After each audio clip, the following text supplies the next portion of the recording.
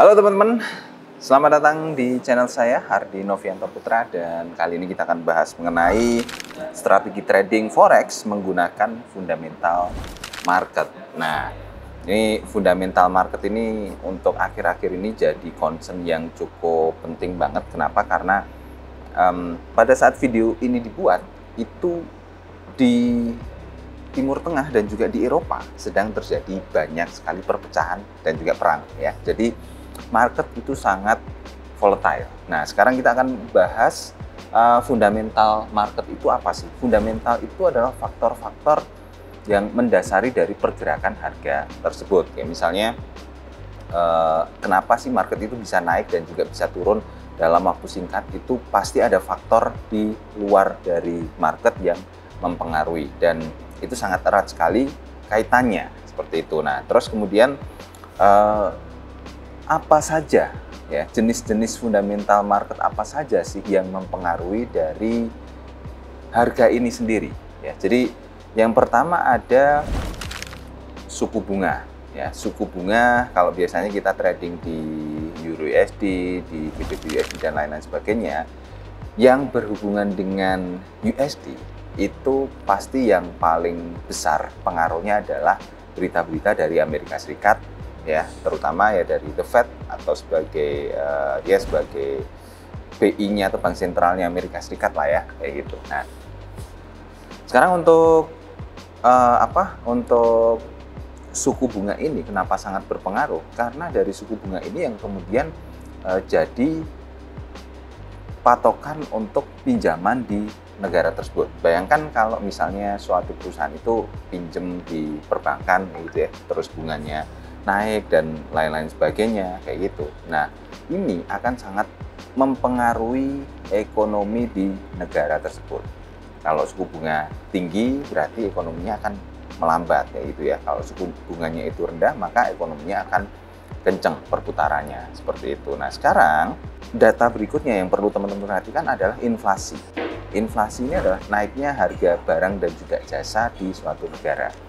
Kalau harga-harga itu naik, sebenarnya bagus ya, tapi dalam level tertentu kayak misalnya naik sekian persen, 0, sekian persen itu bagus karena untuk stimulus untuk si produsen itu bagus ya, untuk perusahaan itu bagus, berarti mereka menghasilkan keuntungan yang meningkat. Tapi kalau inflasi itu tinggi, terlalu tinggi, kayak misalnya sampai 2% atau 3% atau bahkan sampai 5%, itu kurang bagus karena buat masyarakat akan sangat merugikan ya. Buat masyarakat akan sangat merugikan, misalnya hari ini beli telur harganya 1.000 ya, besok beli telur harganya 1.500 katakanlah seperti itu, atau bisa naik sampai berkali-kali lipat seperti itu nggak akan bagus, inflasi yang terlalu tinggi.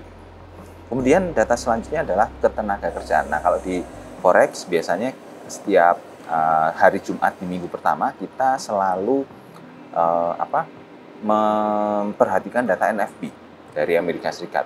Data NFP ini adalah data pendapatan yang diperoleh oleh warga Amerika Serikat selain petani gitu ya. Terus kemudian data selanjutnya yang perlu diperhatikan adalah data pertumbuhan ekonomi ya. Teman-teman bisa cari di kalender ekonomi ya, itu ada GDP ya, terus ada retail sales, core retail sales, dan ekspor impor.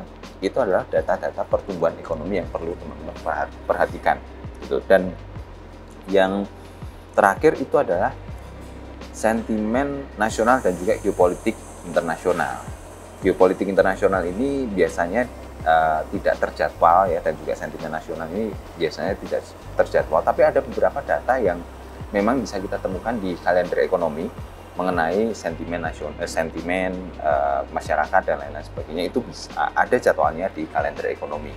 Kalau untuk perang dan lain-lain sebagainya itu biasanya jadi kejutan kayak gitu ya. Jadi itu nggak terjadwal. Ini yang perlu teman-teman hati-hati dengan ini. Nah, terus kemudian untuk pengaruh dari beritanya dan bagaimana kita bisa mendapatkan berita tersebut. Pertama, teman-teman bisa langsung datang ke kalender ekonomi ya. Kalender ekonomi teman-teman bisa akses di forexfactory.com atau di XM ya. Saya bikinkan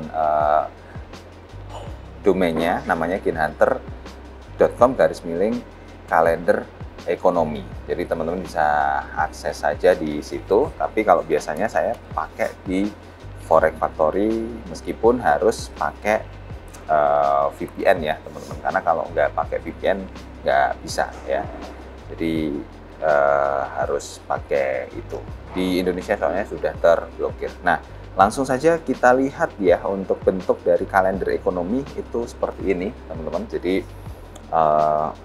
ya di sini ada data kayak misalnya tanggal berapa, terus di sini jamnya jam berapa berita itu akan dirilis, terus ini currency-nya atau asalnya data itu dari mana, termasuk sebenarnya kalau kita mau masukkan Indonesia itu juga bisa ya, tapi kalau teman-teman mau lihat berita ekonomi dari Indonesia, lihat di investing.com, itu tanpa perlu pakai VPN bisa ya.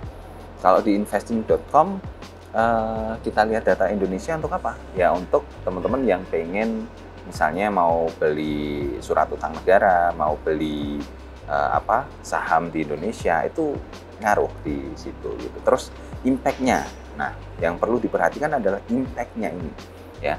Warna kuning itu impact-nya kecil banget ya, warna orange ya itu impact-nya sedang, dan warna merah impact-nya tinggi. Nah ini yang perlu diperhatikan. Lalu ini nama-nama beritanya ya teman-teman, yang cari tadi ada data inflasi dan lain-lain sebagainya. Kemudian ini hasil beritanya, aktual ini hasilnya, forecast ini perkiraannya ya. Lalu untuk previous ini adalah data sebelumnya itu ya. Nah untuk lihat detailnya teman-teman bisa langsung klik di sini gitu. Nah sekarang dampaknya ke market apa ya, dampak dari berita ini. Dampaknya pertama adalah ketika berita ini dirilis itu pasti akan mengakibatkan volatilitas. Volatilitas itu entah marketnya naik atau turun, itu pasti terjadi seperti itu. Nah sekarang untuk arahnya bagaimana? Untuk arahnya itu kita nggak bisa jawab secara detail, tapi yang jelas secara umumnya ya, ketika data aktualnya ini hijau ya, berarti berita ini bagus untuk mata uang yang bersangkutan. Misalnya ini hijau ya, ini mata uangnya CNY atau Yuan Cina, berarti mata uang Cina itu naik. Nah, tinggal kita terjemahkan ke pasangan mata uangnya. Misalnya pasangan mata uangnya itu adalah USD CNY. Ini grafiknya akan turun karena CNY-nya itu yang kuat, sedangkan USD-nya lebih lemah seperti itu.